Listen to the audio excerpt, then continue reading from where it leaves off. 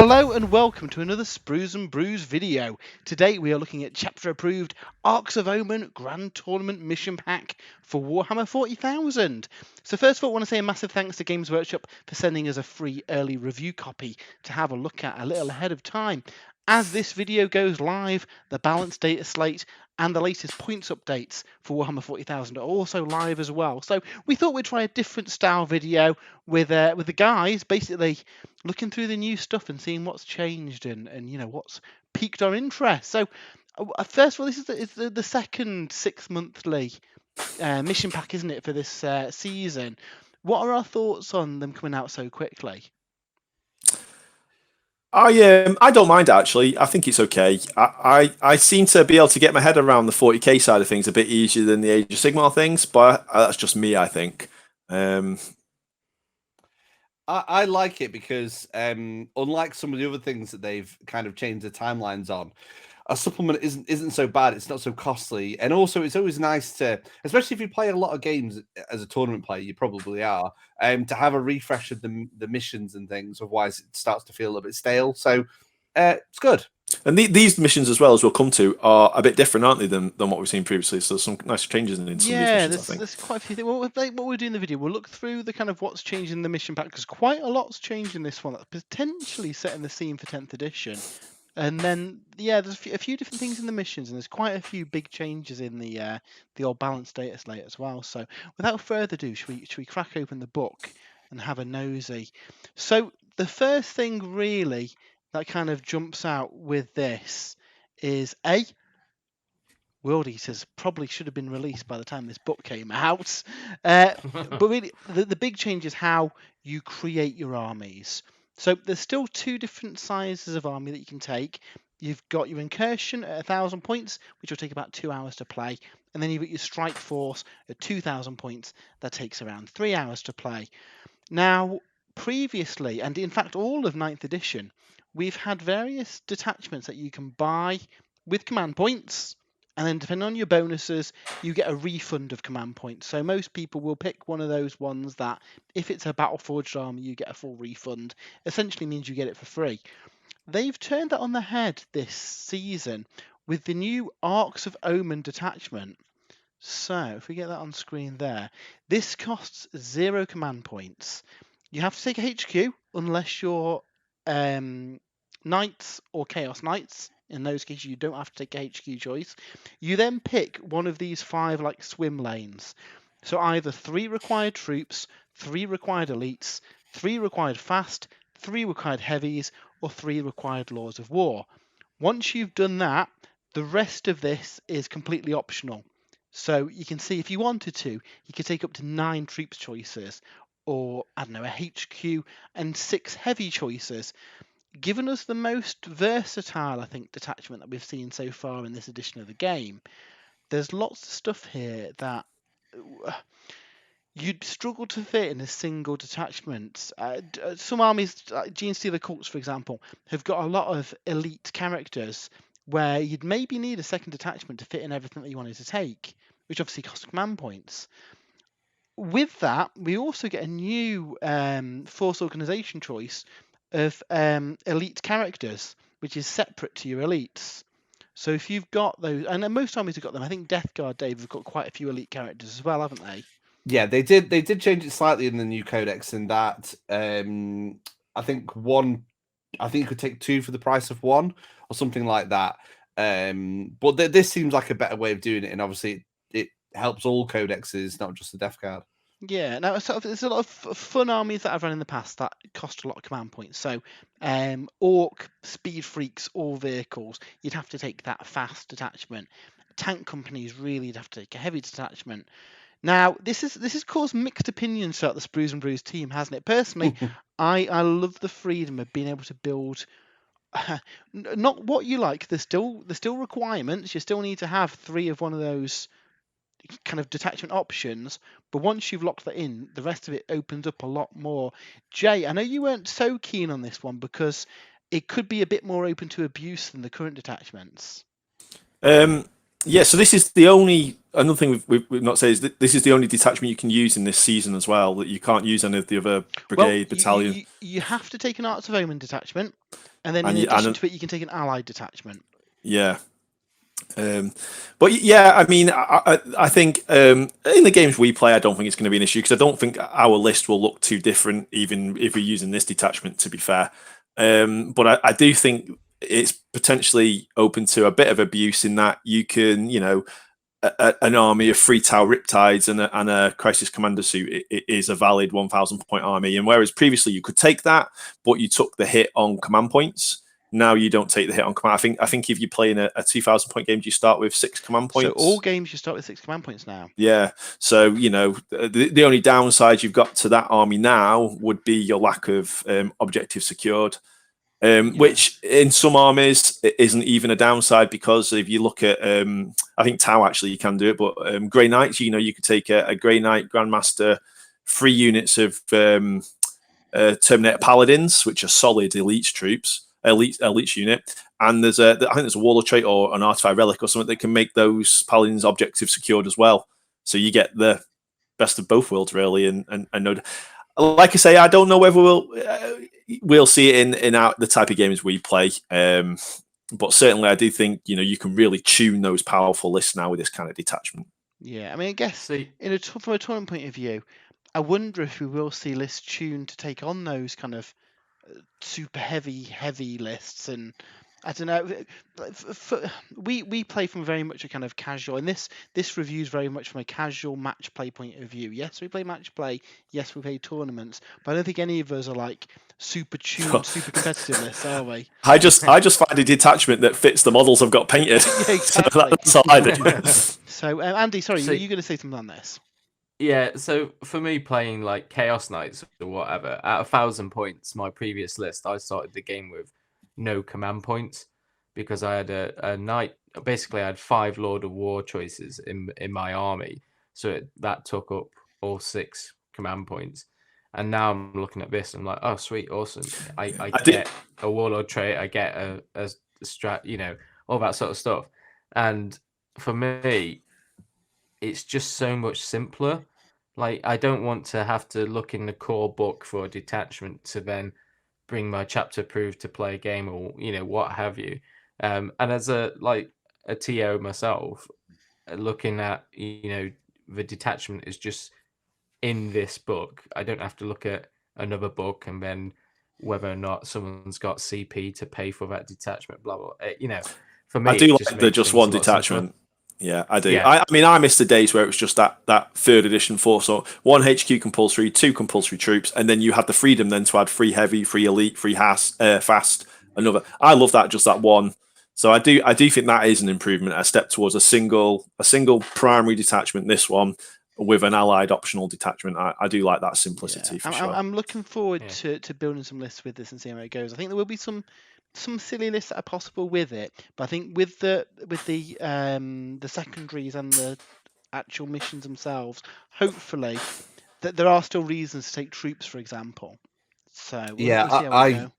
I agree with Matt. I think with obviously we'll get to the missions and the secondaries in a bit, but I think it will force people. You could take a commander and 3 Riptides, but you're going to be probably outscored on secondaries and probably primaries as well. So I like this change. I think previously when the edition launched, we had lots of CP and you could kind of take those different outrider detachments and things. But as the kind of CP usage shrank, we got less of them. Less people were keen on taking those unique detachments and taking all Battlesuits army, for example. So I like this. Cool. Well, so a few things I've saved from the previous one. Everyone starts with 6 CP. That's whether you're in a small game or a big game. It makes things easier. Also, you don't start with a warlord trait, you don't start with a relic. It costs you 1 CP to unlock each of them. Now, we mentioned a few times there's only a single detachment. Some unit choices such as Hive Tyrants, Crisis Suits Commanders, Orc Warlords are limited to 1 per detachment. You can pay 1 CP to unlock a second one of those. So again, it gives you a resource to pay if you want to have a second Hive Tyrant in there, for example. Now, I actually think that's the that's where the biggest power comes from this new set of rules, I think, because can you think of, like, multiple Space Marine captains and chapter masters sprinkled through a Space Marine army, especially with the points changes that we'll come to later Yeah. with those auras and things. I think that's where people are going to see more, efficiency from their list, really. Yeah, potentially more impact than the changed detachment, really, with that. Yeah. Now, we've mentioned allies, an allied detachment. These have changed a little bit as well. So if you've got an Imperium detachment, you can take one allied detachment out of the following: an Agents of the Imperium, Dave, either as an auxiliary choice, which is a single option, so a single assassin, a single inquisitor, or you can take an entire Agents of the Imperium patrol detachment, which we've seen rumours and rumblings of, Adeptus Arbiters and stuff. Very nearly, I wonder if we were able to do a full Agent of the Imperium allied detachment to throw into any Imperium army. Would be very, very cool. You could also take an Imperial Knight, a singular free blade in any Imperium army, or interestingly, you can take a Leagues of Votan patrol detachment in any Imperium army. Strange one, that. It's a strange 'Cause one, Yeah, isn't that's it? They're Xenos. They're under sort of Xenos heading, I think, at the Yeah. moment. But yeah, Now, I mean, obviously, as we go into 10th edition, I imagine we'll see more lore of them integrating with the Imperium. Because certainly from the Codex, they're not integrated, are they? no, definitely not. I when I was reading through this, I thought, is this just part of the Arks of Omen storyline? What's going on over the next 6 months in what we suspect will be the lead up to 10th, a bit like Gathering Storm, and this is just to reflect that. Whether I don't think myself will see the sort of this particular implementation of the allies sort of matrix carry over into 10th. Whether there'll be a different kind of allies matrix in 10th, I don't know. But it is a bit, it's quite good. And what's interesting is you can't do it the other way. Yeah, you So got it either way. Yeah, yeah, it's so almost like it's a bit rich. a mercenary group of Votan helping out the Imperium. Yeah. The other thing as well, just while we're on this page, there's some nice artwork on this page. And when I first saw it, I thought, oh, it's a Necromunda Ash Nomads, what you call it? Yeah, Ashways Nomad. Yeah, Does look but like him. I don't know what it is. Is it Yeah. Steel Legion or something? Could be a different It's DR a- detachment. Isn't it Talon? Talon, yeah, it could be Talon, yeah. Talon. So another thing on here, if you're an Astra Militarum detachment, you can take an Allied Patrol detachment of Militarum Tempestus, which are an interesting one because they have different keywords still, haven't they, Dave? They have. That kind of reflects what you can do with them in the new codex. So you can take a detachment of Scions, the Scions become troop choices in that detachment, and then obviously you've got your command squad, your Tauroxes, and your Valkyries. So that's good. It kind of just reflects what's in the codex, really. Yeah, so GNC the Cults can take a Brood Brothers Patrol, Auxiliary Support, or Super Heavy. So you could take a Bane Blade or something if you GNC the Cults, which is cool. Chaos detachments can take a single Chaos Knight. World Eaters can take Khorne Demons. Thousand Suns can take Tzeentch Demons. Death Guard can take Nurgle Demons. Emperor's Children can take Slaneshi Demons. If you've got a Praetorius Astartes army, you can take... So if you're a Be'lakor, Disciples of Be'lakor, they get the most kind of allied things possible. They're allowed to take a allied detachment of Praetorius Astartes and a patrol detachment, and they can also take a single knight, meaning they can technically take two allies. The knight has to be from House Corvax, which is Be'lakor's house Raven, isn't that it? was the Forge world that he conquered, wasn't it? It is, yeah. Yeah. So I quite like those. I think there's some fun things you can do with them. I don't think Unless they're you're overly Necrons or broken. Tau. Unless you're Necrons and Tau, in which case you are knackered. So I was thinking, back in the day, what was it, 7th edition, 6th? Eldar and Tau, the Ultimate Alliance, the Taudar, was it? yeah. Taudar, yeah. That So- takes me back. The way the rest of the stuff works is very much the same. Generate the mission, place your markers, determine the attacker and defender, pick your secondaries, which we'll look at in a little bit. Declare your reserves and transports now. I think it was in a previous balanced data slate, but it's in these core rules now. If a transport doesn't have a unit in it, it can't be deployed on the battlefield and it's destroyed. Basically, people were abusing some of the decent transport options to use as extra gunships and stuff. I think Harlequins maybe were one, Jay. Yeah, I think you might be right there with the Void Weavers, are they? Yeah, the Star Weavers. So now, if they're transports, they have to be transports, which makes sense. Yeah. You then deploy your armies. Now, there's a lot of rumours going around the internet that they've changed it to one side deploys their army, then the other side does. That's bobbins. It's still alternate deployments. And determining the first turn, we played a game the other day using this new mission pack, didn't we, Dave? And had to check this. Whoever wins the roll-off has to go first as well. You don't get a choice. So again, that is an interesting nuance because in the mission we were playing, I'd rather go second. So it's going to favour some armies more than others, I think. Yeah. So as we move on to the secondaries, these have all changed somewhat. You can't use any out of any codexes. You can't use any out of any previous supplements. It is all stuff out of this current book. So Purge the Enemy, we've got some, old ones that we see coming back. Assassination, Bring It Down, Grind It Down and No Prisoners for No Mercy, No Respite. Warpcraft, Abhor the Witch, Warp Ritual, and Psychic Interrogation. Have some of these changed as well? I noticed with Assassination, you get CP back. You do. Now, some of these, you do get bonuses for actually doing something as well that we'll see on some of the faction-specific ones. But for, like you say, Assassination, if an enemy character unit was destroyed by a troops unit or an armiger, you get CP. Again, leaning into, there's still point-taking troops because you get some bonuses for it. Yeah. So some of these have been tweaked a little bit. Some of them have got a few different varieties. They do this every season, kind of just tweak them a little bit to make them not too kind of over the top. What really interests me is the kind of faction-specific ones. Now, I don't know if you guys have had a look too much into the faction-specific secondaries yet. I've had a little bit of a look. For the armies that I collect, they've not really changed since the last chapter approved, apart from, and I could be wrong, I meant to double check this before we went live, but the Death Watch only have one secondary objective in this book. Do you get access to the General Adeptus Astartes one as well? You do, yes. Yeah. So it's not like you're kind of stuck for choices, but if you go back to when the Codex came out, they had 3 unique secondary objectives. They only now have the one in this book. And it's also worth noting that you can take all of them from your army as well. Now, previously, you could only take a single one from your Codex. Yeah, that was a change that I quite liked.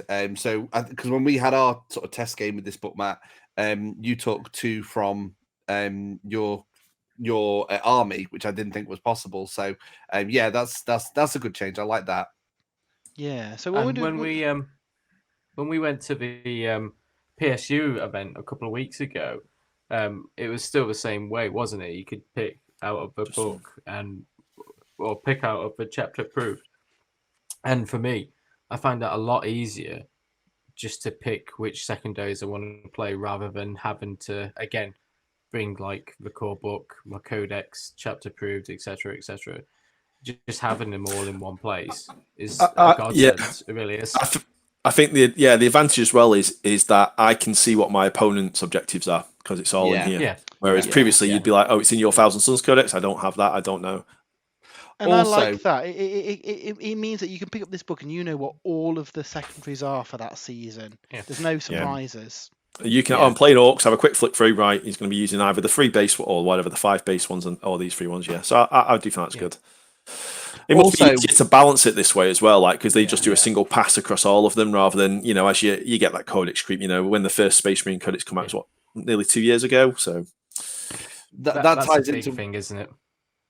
Yeah, that ties into what I was going to say, in that I think actually having flicked through quite a few of these secondaries now, even on armies that I don't collect, they seem to be balanced a little bit more. Now, I still think there are a couple of factions that have better secondary objectives than others, but I think there's a little bit less of that now compared to previous chapter approved and even before we just had the secondaries and the codexes. Yeah, well, that segues quite nicely. I'm not going to look at all of these because that'd be a very boring video, but we'll look at some of the good ones. So Black Templars, you've got a bit of a Black Templar force, haven't you, Jay? And they've got a really good secondary. No Mercy, No Respite. So it's all based around your Templar vows. So you pick a Templar vow, don't you, as part of your kind of like army. It's like your trait almost, Yeah, so every battle round, if there's been more units killed by melee attacks from Black Templars than there was Black Templars lost, you get 4 VP. That is a lot of victory points each turn if you can keep chopping things down. And then at the end of the game, you score 5 victory points if any of the following are satisfied. So you selected Suffer Not the Unclean to live, and the enemy warlord was destroyed by a melee attack. You selected Uphold the Honour of the Emperor, and you've not got a unit at half strength, or you selected Abhor the Witch, and you destroyed one or more enemy psychic characters, or you selected the Accept Any Challenge, and an enemy unit with a starting strength of 20 or more models, or an enemy unit with 20 or more wounds was destroyed. Considering these max out at 15, that is very, very strong, isn't it? It is. That's a what kind of objective? That's a no That mercy, is no a- respite. Yeah. Yep. So I'd combo that with the Purge the Enemy Adeptus Astartes one, which I also think is really, really strong. Which is you basically just get victory points for just playing Space Marines. Yeah. Score 2 victory points for each enemy unit that was destroyed as a result of an attack made with a heavy or grenade weapon, while the Devastated Doctrine was active, which is turn 1. And then you score an extra victory point for each enemy you destroy with a rapid fire or assault weapon, while the tactical doctrine is active. Well, of course, those weapons are buffed when the tactical doctrine is active. So, and then a 1 VP in the assault doctrine with a melee weapon or a pistol. Well, those weapons are also buffed during that doctrine. So just those ones sort of go quite well together, I think. Yeah, Custodes, Jay and Andy, you both played Custodes. They've got some really fun ones. So Auric Mortalis, you select a Primarch or Supreme Commander, if possible, and then the highest points value unit if not. At the end of the battle, you get 5 points if it was destroyed, 5 points if it was destroyed by a Custodes unit, which it would be because it's part of your army, and 5 points if it was not within your deployment zone when it was destroyed. So you kill a unit anywhere outside your deployment zone, you get the maximum 15 points. That is an amazing secondary objective. Yeah, I mean, you've got to go for a Primarch or a Supreme Commander, but I mean... Well, no, if they don't exist, you just hit the highest points value unit in the army. Oh, right, okay, yeah. So basically, you go for the big thing. Go for the big thing. Might of Terror, 4 points each turn. There's more non-Custodes killed than Custodes. And Stand Vigil, 3 VP if you control more objectives than your opponent. Really, really good ones. I think they're quite easy to score for them. Yeah, they like you say, they're just part of the game, aren't they? You've got to do those things, and you're going to get points for it. You don't have to go out your way, really. So we'll segue on to Dave. You've started playing Astra Militarum, and you've got Acadian Army. One of the poorest ones in the book, I think, is by Lasgun and Bayonet. So on this one, you score 1 victory point each time an enemy unit was slain within range of an objective. Compared so to score maximum points, you need to kill 15 units that are standing near objectives. That seems very, very tough. Yeah, and as we kind of saw in the battle that we had, that can be quite difficult depending on what you're fighting. And you only score 1 VP as well. That seems to be that needed to be more, really. Yeah. Maybe 4 would be too much, but definitely more than 1. Yeah, but then they've also got a really, really good one, Inflexible Command, which you didn't actually use during our battle, but it's amazing. No, and you know the reason for that, Matt, is I completely misread it. I thought you basically had to turtle up your army. What I missed when I first read it was that you just needed to have officers dotted around your lines. Yeah, I thought you kind of just had to turtle all together. Well, what we'll do, we'll go through what it does. So at the end of your turn, you score 2 VP if you've got an infantry unit within 6 inches of a friendly officer. Now, if you've got a Voxcaster, the unit's 24 inches away counters within 6 inches. So if you've got a single command squad in the middle of the board, they're probably going to be within 24 inches of every one of your squads. Awesome. Yeah. You score 1 VP if every squadron is within 12 inches of a friendly officer. So that's your vehicle units. And again, you can have a tank commander as an officer as well. You score 2 VP if any enemy units were destroyed by a unit that has an order, which again is probably going to be your whole army. So for this one, you're getting 2 VP every time you kill a unit, where this one, you're getting 1 VP if you kill a unit by an objective. It just seems a massive gulf between them. Yeah, absolutely. So yeah, now that I've read it properly, I think I'll be taking that every time. The one that you haven't mentioned is basically a rewrite of Engage on All Fronts, just like a guard version, which has got the bonus of you get an extra CP for having a unit in the center and another VP if that happens to include a regimental standard. Yeah. So a bit of a hit and miss with the guard, but yeah, the one that you mentioned, Inflexible Command, is definitely the strongest. Grey Knight's a really thematic one. Destroy the demon. Obviously, you're going to be fighting demons if you want to take this one, but you get 5 VP if you kill a demon Primarch, 3 VP if you kill a demon monster, 3 VP for a demon vehicle, and 1 VP for any other demon. So again, you could just get that over the course of the game pretty easily. So yeah, I mean, it's good that you get to select them before the game starts, isn't it? Because if you selected that at a tournament, yeah, exactly. Gives them the edge. Like I I went straight to the Leagues of Votan section when I got there, because the Leagues of Votan secondaries, they're okay. Lay Claim, I think, actually is a really, really interesting one. So what you do here is your opponent sets up 3 additional objective markers on the battlefield, and there are restrictions where they have to place them. They can't be near other objectives, board edges, deployment zones, that kind of thing. They're not considered objective markers. They're like precious resource nodes, and basically the Votan player can control them as you would a normal objective. And if you control them,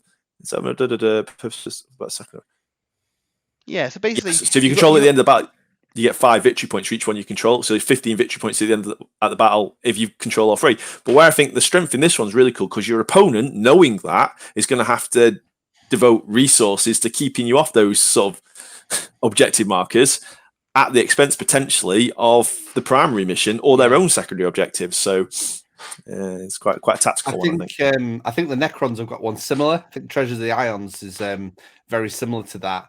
At least from memory, anyway. So yeah, it's a good one, and like I say, it gives that extra tactical playing mind games with the opponent, with your opponent. Yeah, absolutely. Yeah. Again, we're not going to cover all these, but the Genius of the Cults have got some very good ones as well.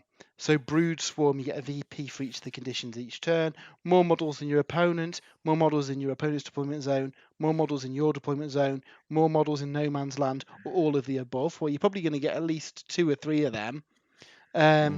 Purge the enemy, destroy a unit which had a crossfire marker, destroy a unit when you come from ambush, destroy a unit when you're exposed. So again, with your shenanigans, you're going to be probably getting that max each turn. And then sabotage critical location is still in the book. This was a very powerful one out of their book, where there's 2 objective markers that I put down, and then depending on how quickly you take them with an action, and the action can be done by infantry or bikers, you get points that start off with 10 points turn 2 down to 6 points turn 5. Unit of bikes can pop up wherever it likes and take that turn 2 more than likely. I think that's a very powerful one for the Gene Stealer Cults. Yeah, I mean, looking at the secondary objectives, the nice thing that they've done is they themed it around the armies, haven't they? Yeah. Like Gene Stealer Cults want to be ambushing, they want to be capturing objectives, they want to be sneaking around, etc. And those secondaries sound like that. I mean, the guard one that we talked about with the getting points for killing units on objectives. Well, like you said, Dave, you're going to want to capture objectives, and the guard are, there's a lot of narrative of them taking back ground off the enemy and, holding the line and that sort of stuff. So again, they all seem to be themed around what the army is supposed to do, which is great because like it for narratively casual players it fits, like us, doesn't it?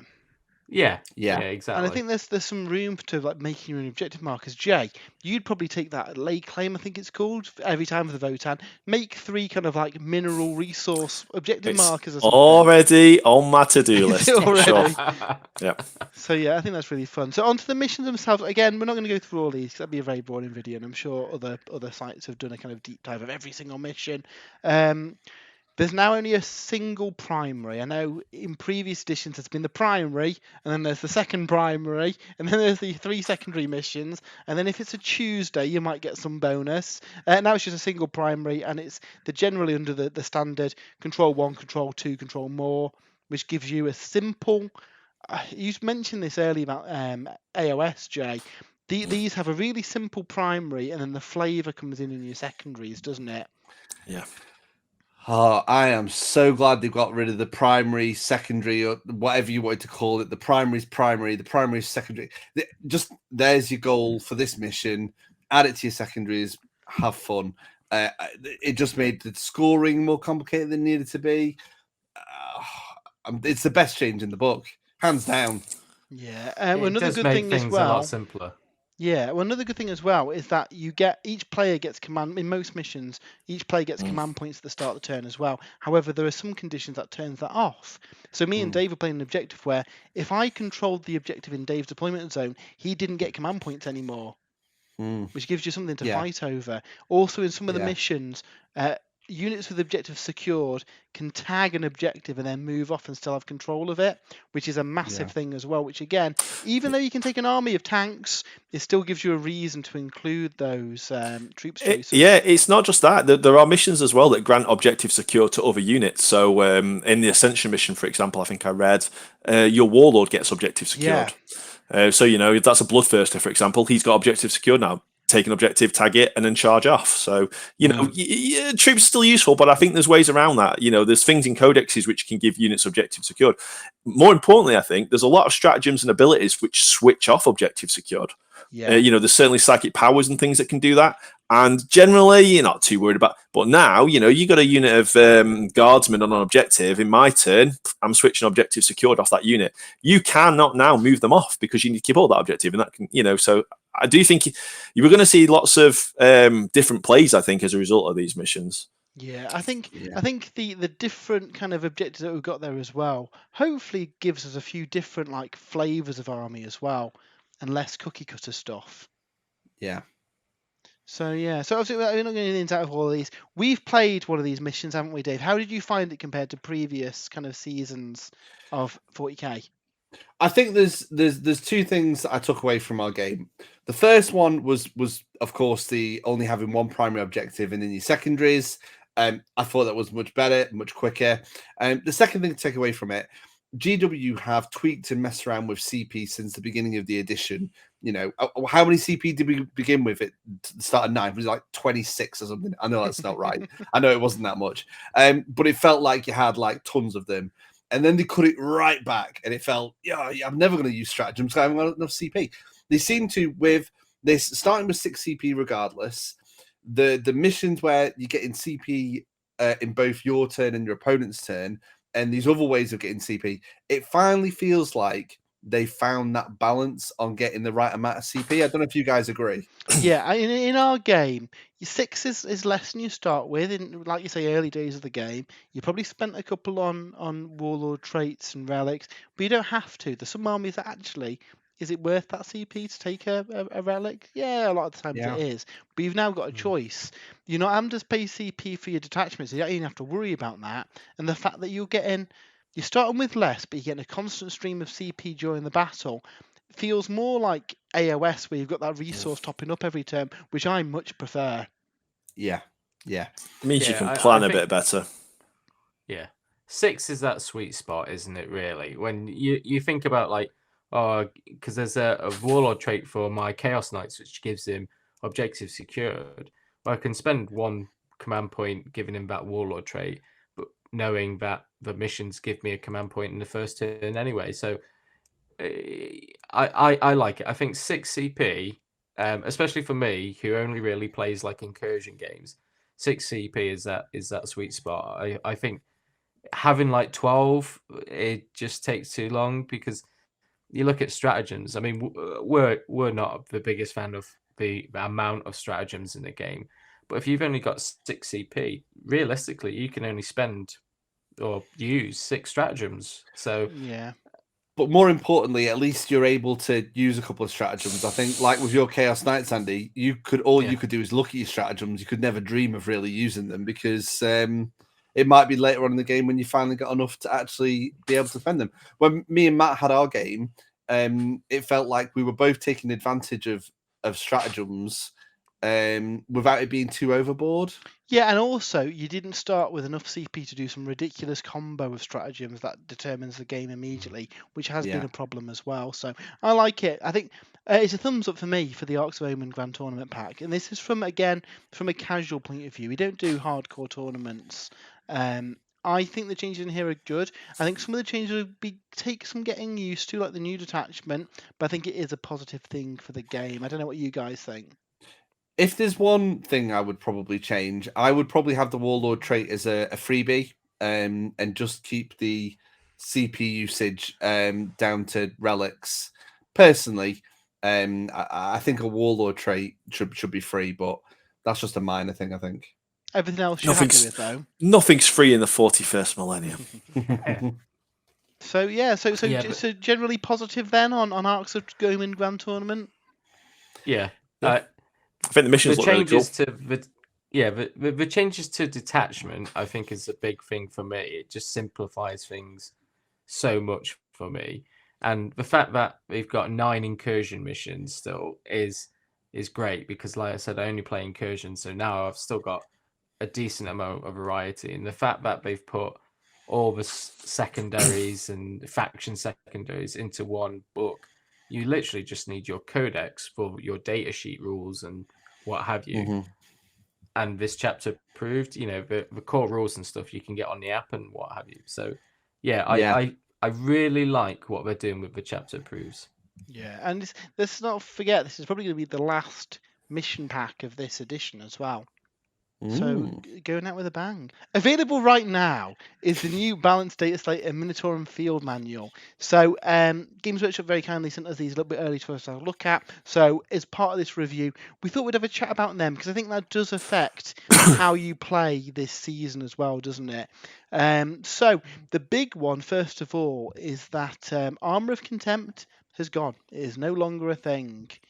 Yeah, I'm with you Yes. on that one, Andy. Yeah. So previously, basically power armor, tanks, weird odd stuff got this Armour of Contempt, which essentially reduced the AP of incoming attacks by 1. And Andy, you always made a comment of like, okay, it's minus 2 AP, so it's minus 1 AP, making the most ridiculous conversations when you're trying to work out what your save is. Literally every single game you played it with a Space Marine or against a Space Marine, it was, it's minus 2 AP, so it's minus 1. You couldn't just say it's minus 1 AP, because then your opponent would assume it's no AP. Armour of Contempt always felt like a bit of a sticky plaster for Space Marine. Space Marine Codex came out early on in the edition, and then we got more powerful codexes, and they needed to do something to Space Marines, and Armour of Contempt was just an easy way, I think, of upping the power. And certainly there was a big boost to Space Marines at the time because of Armour of Contempt. We're now getting towards the end of the edition.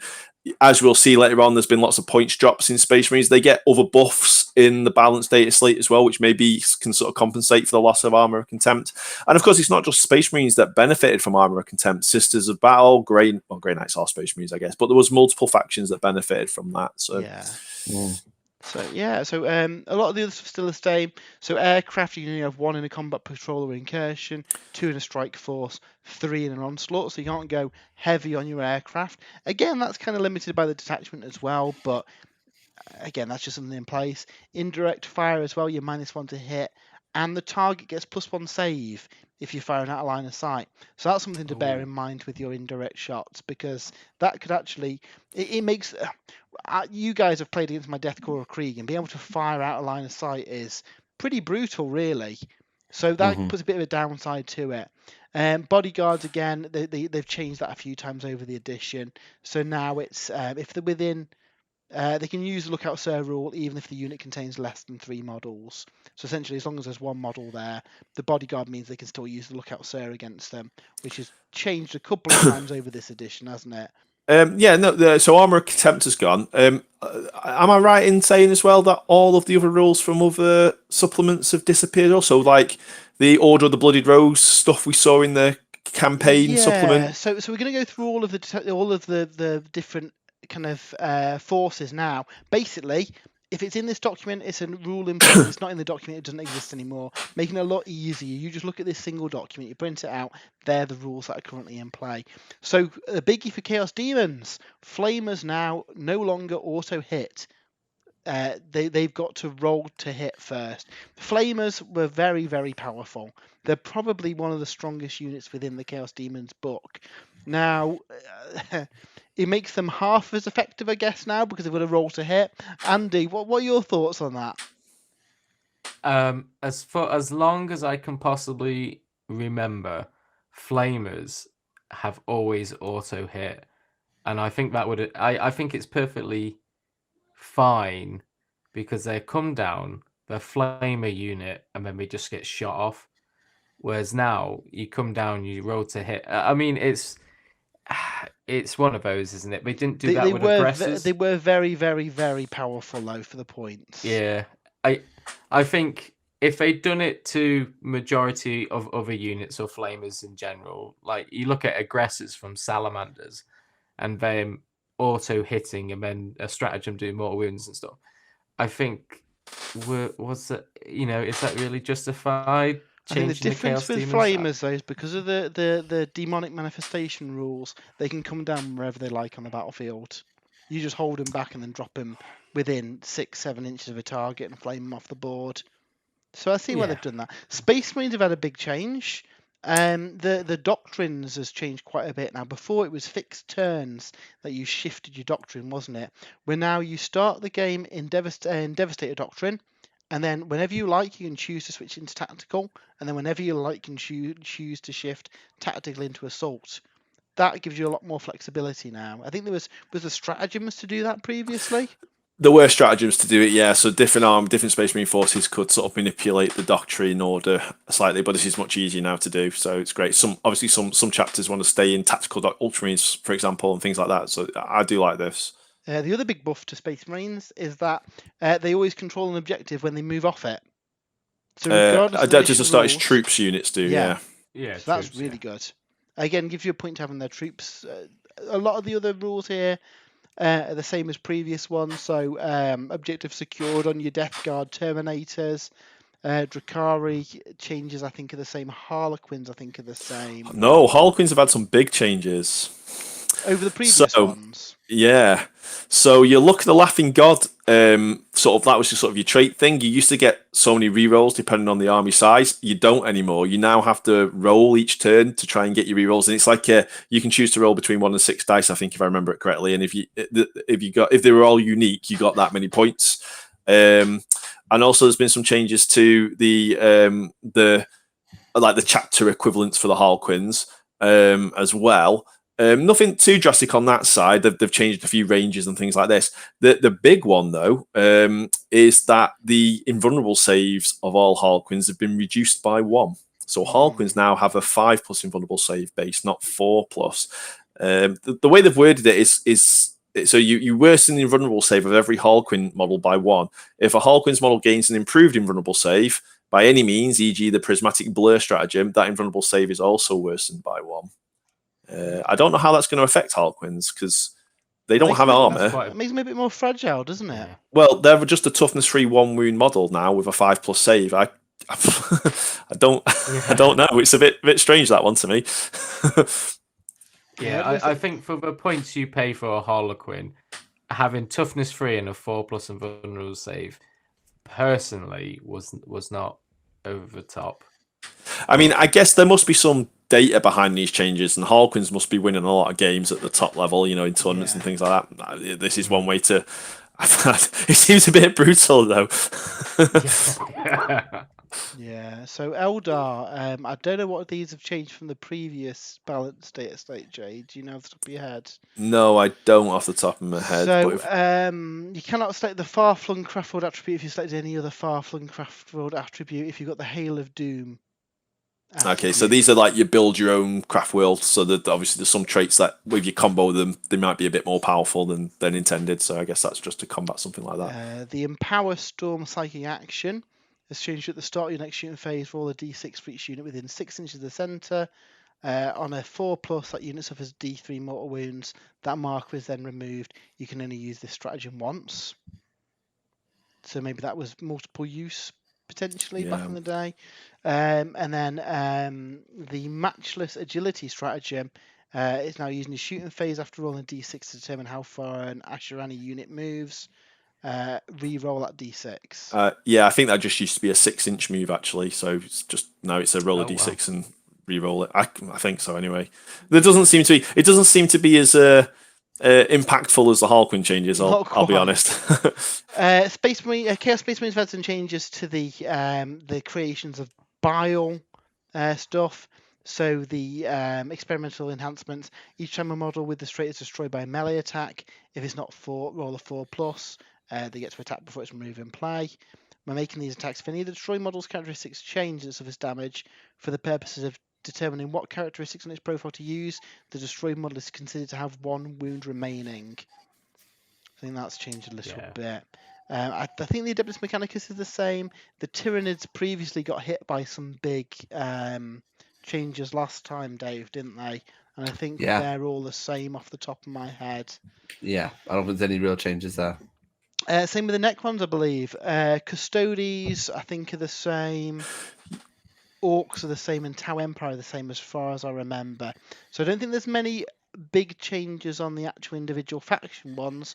Space Marines, Harlequins, and obviously the Flamers for Demons seem to be the big changes. And then obviously we've got the kind of core ones as well. So the other big thing that's changed this season are the points values. So another big positive is Games Workshop are now putting these out free on Warcommon. As you're watching this, you can download the Monitoring Field Manual 2023 right now, which is really good change. Previously, I think we've all bought mission packs just to get access to these points. So the fact they're online now is a really positive change. There's a lot of points changes, and obviously you can flick through them yourselves. We just wanted to chat about some of the ones that kind of affect the armies that we play.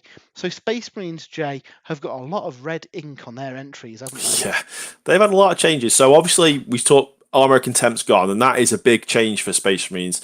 And I think to reflect that, the majority of Space Marine units have come down in points cost. Your characters and captains by 10, 20 points. Some of the biggest drops were like the vehicles. So the Repulsor Executioner from 300 points to 250 points. Wow, that is a big drop. Yeah, 50 points. A lot of the vehicles, so your Gladiators, the Lancer, 150 to 125, the Reaper, 180 to 130. So, 30, 25 points off in most cases there. Aggressors as well, they had a big points cut, so they were 40 points a model, they're now 30 points a model, so a big 10 points cut from there. But generally across the board, it's points cuts. A lot of the characters like chaplains, librarians, lieutenants are 10 points cheaper than they were. Some of the war gear, Thunderhammers, multi-melters, they've seen points changes as well. The only things that went up in points were the Centurion Devastators, which went up quite a bit. They went from 55 points to 70. And the Devastator squads, which went from 18 points a model to 23, which adds up obviously over the course of a squad. I don't know. That's the only units that went up. And like I say, when you contrast that with the repulsor itself, 270 down to 220. Your impulses 110 down to 100. Yeah, I'm not sure why they went up. That's very strange. That feels like one of those where it's, are we selling this kit? Are we not selling this kit? Well, we're selling loads of these. Okay. I thought that myself. Yeah, and the Hammerfall bunker, so that's a fortification. That's had a big drop, 175 to 100 points. So it's almost 50% cheaper than it was. And when I saw that, I thought, I wonder if I want to shift a few Hammerfall bunkers. What I do really like about the points cross here is obviously Space Marines are going to be, you're going to have a lot more Marines in an army now. And I think with the new force organization chart, especially those extra characters you can take, an extra elite character you can take, with the points cuts for your things like Judicars and things like that, you're going to be able to fit a lot in. Yeah, so I like it was sprinkle those struggle to get those support heroes in, wasn't it? So that's quite nice. Yeah, the apothecaries and stuff. The other good thing as well is, so a lot of armies have like a way to upgrade certain characters. So captain to chapter master. I think it's the chapter command rules, isn't it, for Space Marines? They've all had points cuts as well. So a chapter master now is only 35 points rather than 40 point upgrade. The chief librarian is only 20 points now rather than 25. You're going to be able to save a lot of points in your Space Marine army, I think, as a result of these changes. Cool. I mean, looking at the past couple of meta watches, the Space Marines, even with Armour of Contempt, have struggled, haven't they? So this is obviously, I agree with Andy. Part of it is probably they're not selling enough tanks and vehicles, but another part of it is they are trying to make them more competitive. So. And I wonder as well, we've had Tau, we've had Eldar, and we've had the Votan, who have got some devastating anti-tank weaponry. Yeah. And paying 300 points for a Repulsor Executioner only to see it blown off the battlefield by a Leagues of Votan land fortress in the first turn of shooting. Maybe that's got something to do with it. Yeah. Jay, you want to talk through any of the other armies that you play? Yeah, so I had a look at Custodians. Not really. There's been a few points changes for the Custodians. So it's actually only the Sisters of Silence elements. They've just got a little bit cheaper. The Prosecutors, Vigilators, and Witch Seekers are a tiny bit cheaper. That's it. Craftworld Eldor is another big army that I play. Again, a bit weird here. There's been some points increases, so a lot of the things that are on jet bikes, your Farseer Skyrunners, your Warlock Skyrunners, they've gone up. The Warlocks in particular have gone up quite a bit. So I think they used to be 35 points a model, 60 if they were on their own. They're now 40 points a model, 65 points if they're on their own. Wraithguard with Deep Scythes gone up 5 points. To contrast with that, your Shroud Runners and Swooping Hawks, they're a bit cheaper now. So I think they've had a 5-point discount. Dark Reapers, they're 15 points cheaper as well. The Webway Gate, though, I know we just talked about the Hammerfall Bunker. The Webway Gate's gone up. It's now 100 points from 80. It was but the very Webway good, though, Gate, wasn't it? it was a really, really good terrain piece. The Harlequins, which is really interesting, especially in light of the changes we've seen in the balance Dataslate. So they've not had any changes to any of the units, which surprises me. I thought we might see a few drops, at least for the troops units, but we haven't. Instead, what we've seen is a quite substantial points increase on some of the pivotal roles. So these are the chapter command equivalents. So your Death Jester, Harvester of Torment was a 15-point upgrade, is now a 40-point upgrade. The Shadowseer Mirror Architect pivotal role was a 25-point upgrade, is now a 60-point upgrade. So that's it. There's no points cuts anywhere for the Harlequins. And then lastly, I had a quick look at the Leagues of Votann. So Leagues of Votann are quite cool because this is their first balanced data slate. They had they had like an FAQ, didn't they? Like a patch that came out day one. So we've seen some more points increases for the Votann. So your Carl has gone up 10 points. He's now 90 points. A really, really good character, to be fair, though. The Iron Hair Champion is now 110, up 10 points from 120 up from 110. And the Grimnir, the sort of Rune Priest Librarian, he's 100 points now rather than 90. Your Hearthkin Warriors have gone up a point, so they're 13 points a model, when really I think what they perhaps need to do is change the points on some of the weapons the Hearthkin can take rather than the warrior himself, but, we'll see. Chthonian Berserkers have gone up a couple of points. And then the Brockhir Thunderkin, they've come down, which is good to see. Whereas the Hecaton Land Fortress is now 310 points, but the Hecaton Land Fortress is quite good unit, so I was expecting that to go up myself. Yeah, okay, cool. Well, on to kind of like armies I play. Sisters of Battle have had some changes. Repentance have gone up a little bit, but Exorcists and Immolators have come down 10 points. Again, keeping with the vehicles seem to be cheaper, which I think you're right, Jay. There's a lot of weapons now that can just decimate vehicles. All the Assassins, Dave, you'll be glad to know have gone down 10 points. So Mechanicum have some mass points cuts, so points come down all over the place for them, so some decent drops on them. And they were in early Codex as well, weren't they? They were, yeah. Chaos Space Marines have had a big increase in Abaddon. He's now an extra 50 points, but he's still good at that, isn't he, Andy? Yeah, he's still a wrecking ball, isn't he? Regardless, so... Yeah, Terminators have gone up 3 points as well. Again, Chaos Terminators are pretty good too. There's been a few points adjustments on weapons and stuff on them. Death Guard have had some decent changes. Plague Marines have come down 2 points. Pretty much all of the characters have come down 5 points. I suspect you can squeeze quite a bit more into your Death Guard army now, Andy. Yeah, I mean, even like the Terminators, their upgrades now are all free. So while they're still the same points, you're paying less regardless of what you arm them with. And same thing with things like the Defiler. The Defiler, I think, is 10 points more expensive, but then you don't pay for any of its upgrades. Yeah. So there's quite a lot of points changes for the Death Guard. You're definitely going to have a lot more bodies on the board. I mean, like you said, Plague Marines are now, they're 19 points a model, so that's 95 for 5. But you don't pay for any of their upgrades. So yeah, I as getting into Death Guard, I'm looking at these points. I'm super happy with them. Really, really good. Yeah. Thousand Suns, Shaman's gone down. The Vortex piece has gone down 15 points, pretty cool. Chaos Spawns across the board are down a couple of points, which is pretty good.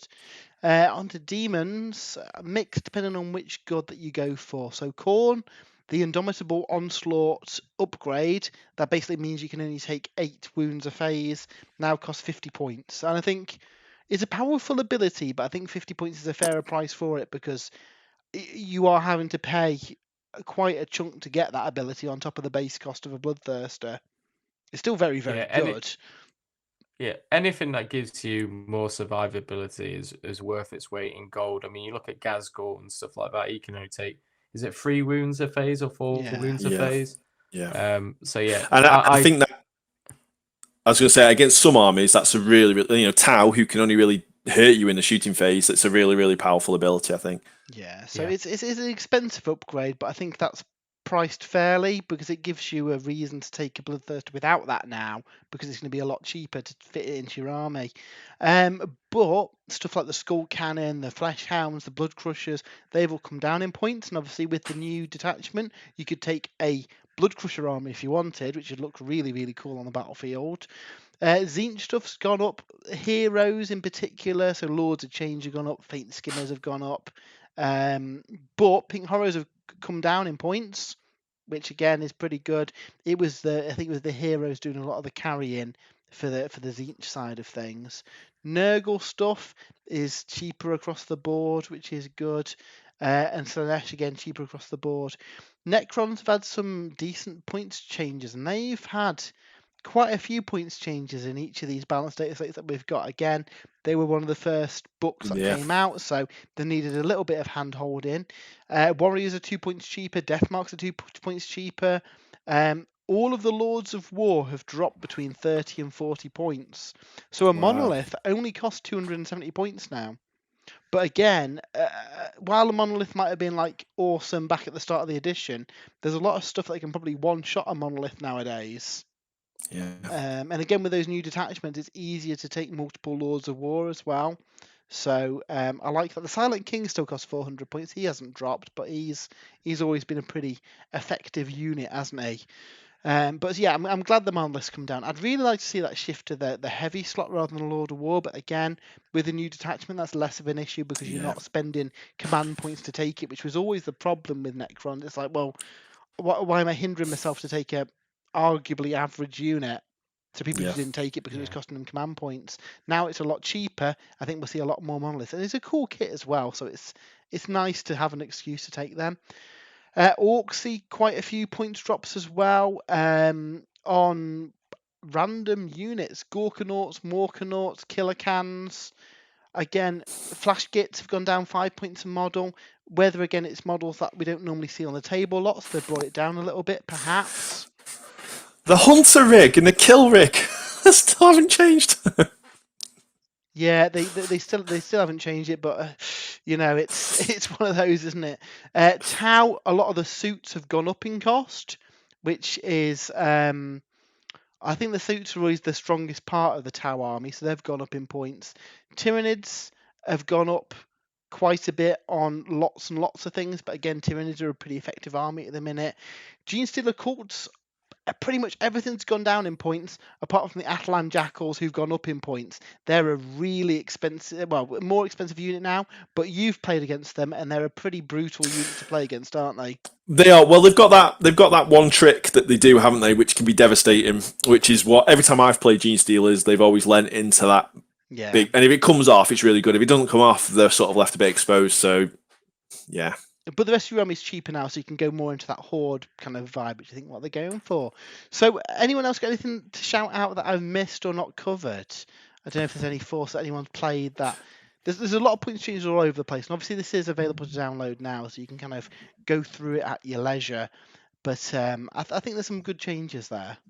Yeah, I was looking through the Forge World points changes. There's not many Forge World points changes. There's a few in the Dark Elder, I think, but the demons get a few changes. Yeah, all on the Forge World side of greater things. demons have had points cuts as well, because arguably those Forge World profiles aren't as good as the current profiles anyway. Like, Angarath can't.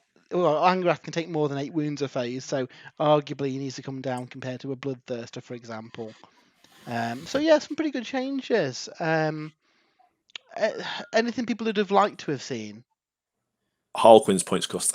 But I don't play Harlequins competitively, and to be fair, Harlequins might be an issue in the game competitively, so they might need to do something. But I don't know.